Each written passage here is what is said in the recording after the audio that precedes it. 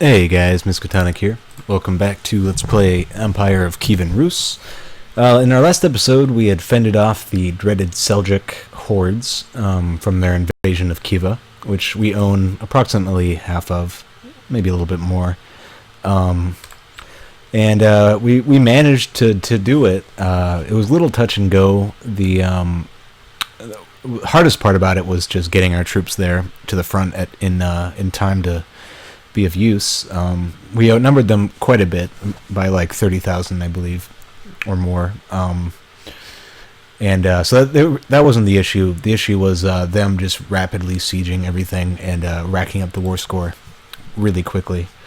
For this episode, though, I've played maybe 3 or 4 years ahead of time, and nothing's really happened. And I think I'm gonna continue to play without recording until something more interesting happens.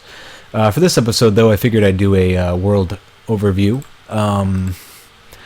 Politically, we have Empire of Kievan Rus over in the east.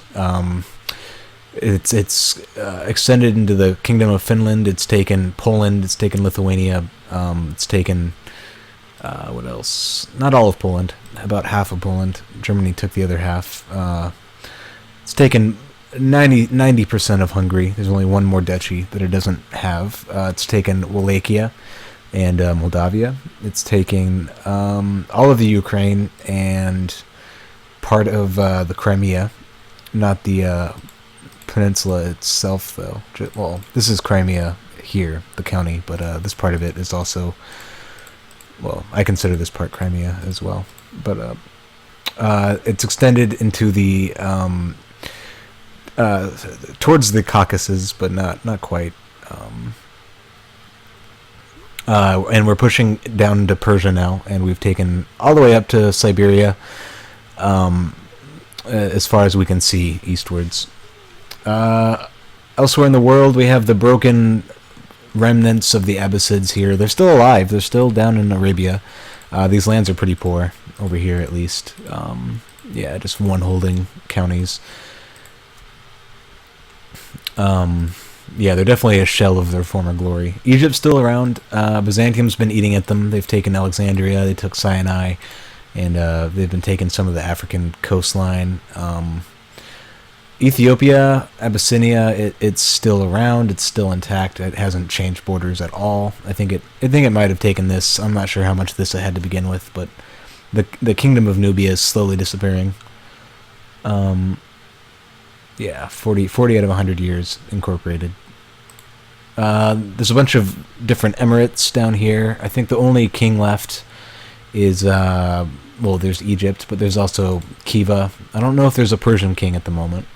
I'm not seeing another kingdom emblem anywhere, so I think that's it. And then we have Rome. Rome has taken, like I said, the North African coastline. It's taken a lot of the Syrian desert. It's taken Jerusalem, and it's starting to push into Mesopotamia, Persia area. It took Azerbaijan, which is de jure Persia.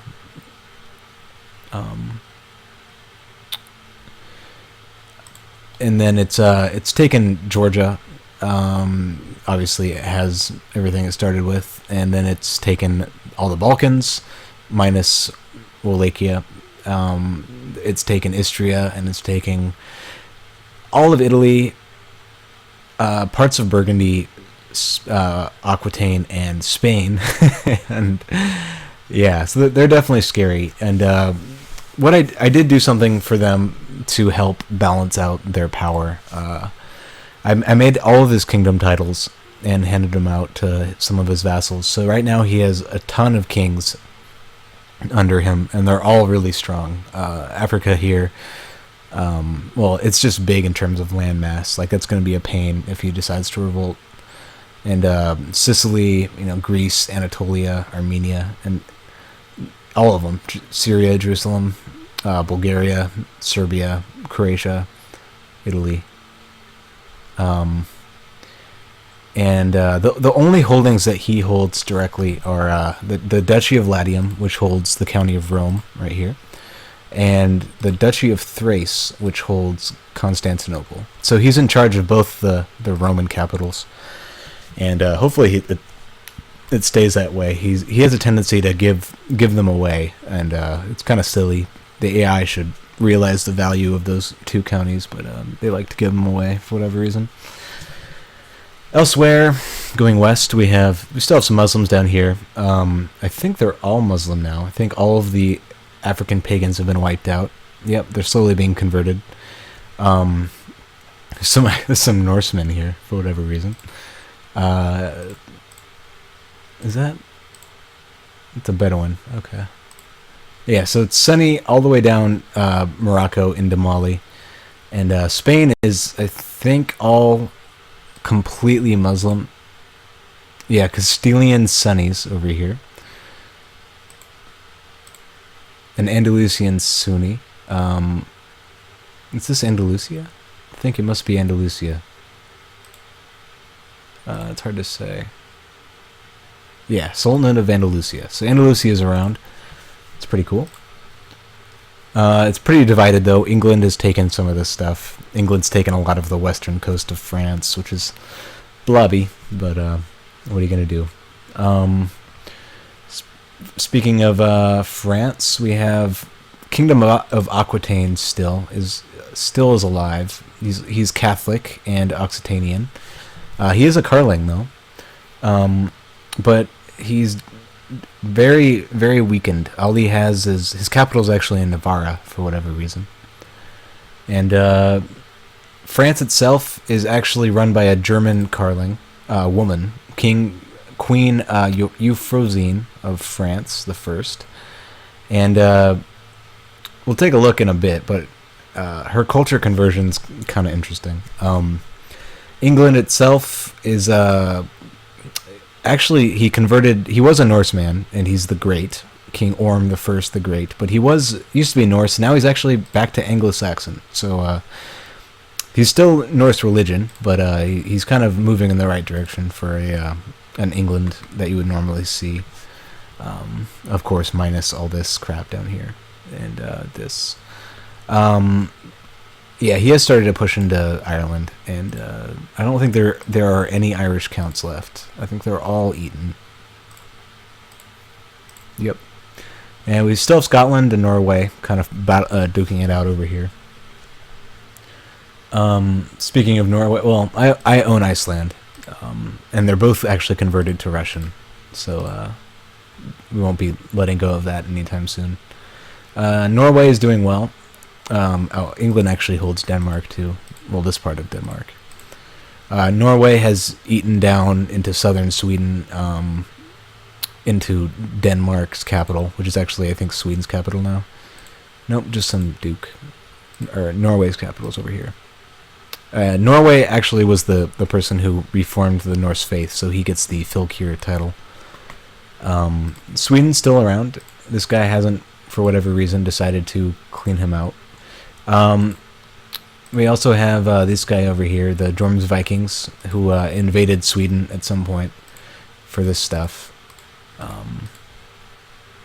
Norway holds Scotland too, looks like.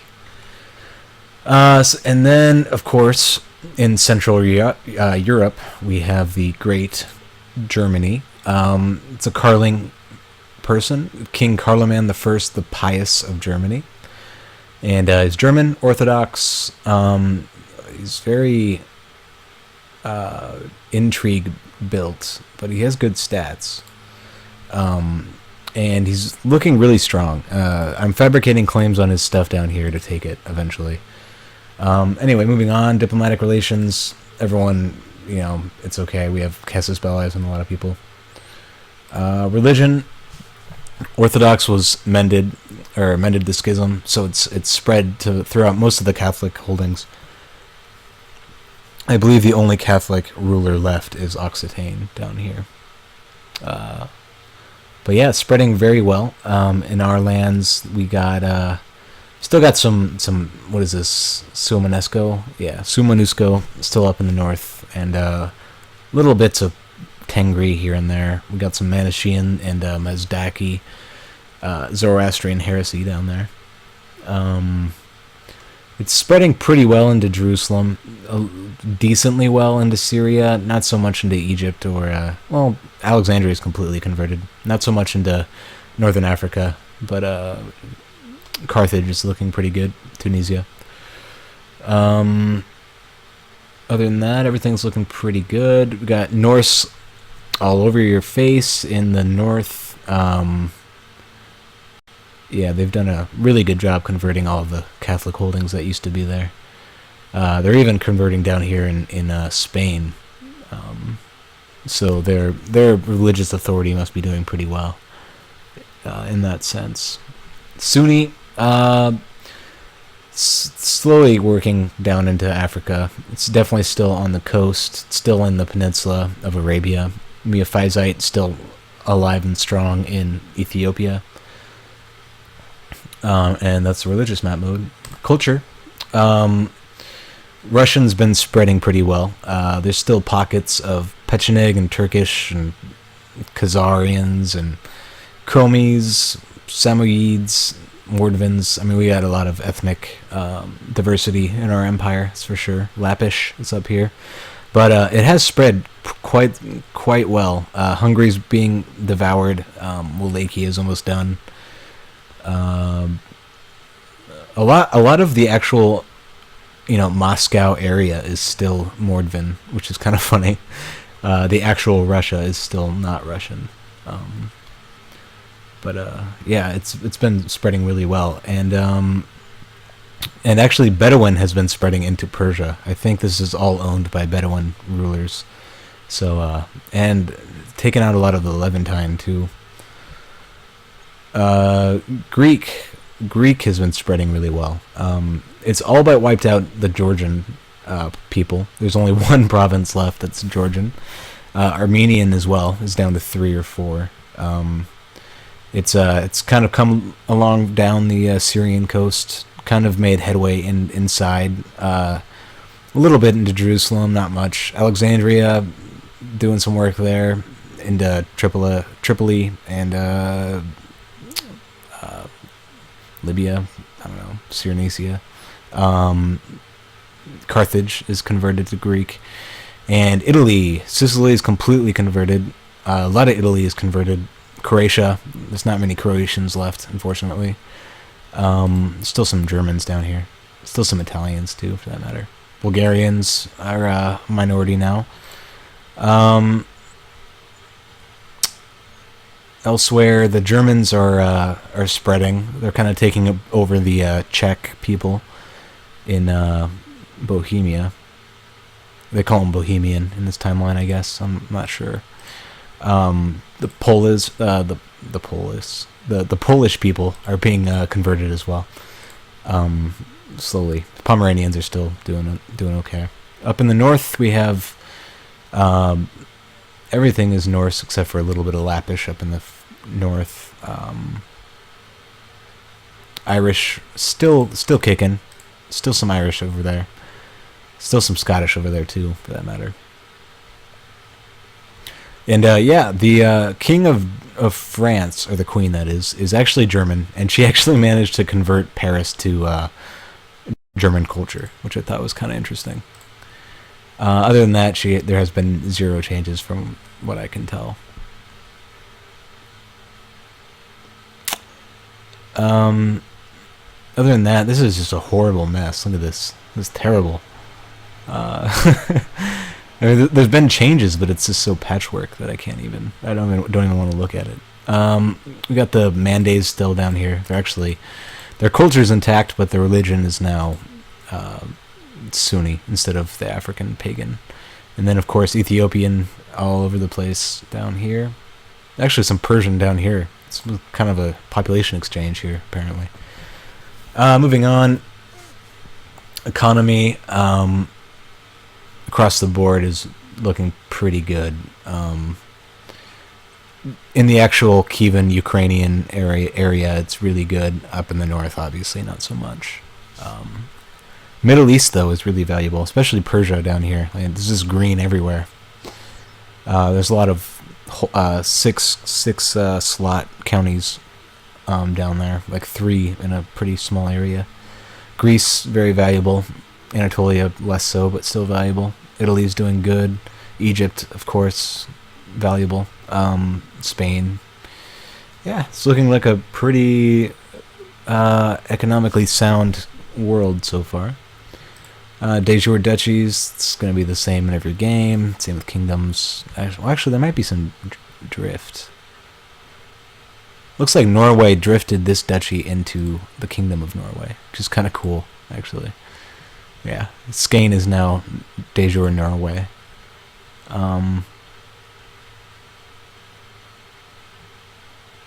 It's Kingdom of Brittany still. Andalusia has taken the southern half of Portugal, taken it into their de jure kingdom. Other than that, I think everything's the same. France might have expanded a little bit at the expense of Aquitaine there.